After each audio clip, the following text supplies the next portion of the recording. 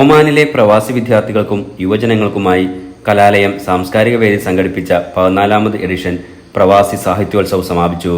8 വിഭാഗങ്ങളിലായി 59 ഇനങ്ങളിലായി ഹൽപ്രിൻസ് പാലസിൽ നടന്ന വാശിയേറിയ മത്സരങ്ങൾക്കൊടുവിൽ 255 പോയിന്റുകളുമായി ബറാക്ക സോൺ ജേതാക്കളായി. ബൌഷർ, മസ്കത്ത് സോണുകൾ യഥാക്രമം 2, 3 സ്ഥാനങ്ങൾ കരസ്ഥമാക്കി. ഒമാനിലെ 11 സോണുകളെ കേന്ദ്രീകരിച്ചെത്തിയ 350-ലധികം പ്രതിഭകളാണ് രാവിലെ 9 മണി മുതൽ രാത്രി 12 മണി വരെ നടന്ന 9 വേദികളിലായി നടന്ന മത്സരങ്ങളിൽ മാറ്റുരച്ചത്. പ്രധാന വേദിയിൽ മാപ്പിളപ്പാട്ട്, ഖവാലി, പ്രസംഗം, കവിതാ പാരായണം, ദഫ് തുടങ്ങിയ മത്സര ഇനങ്ങൾ നടന്നു.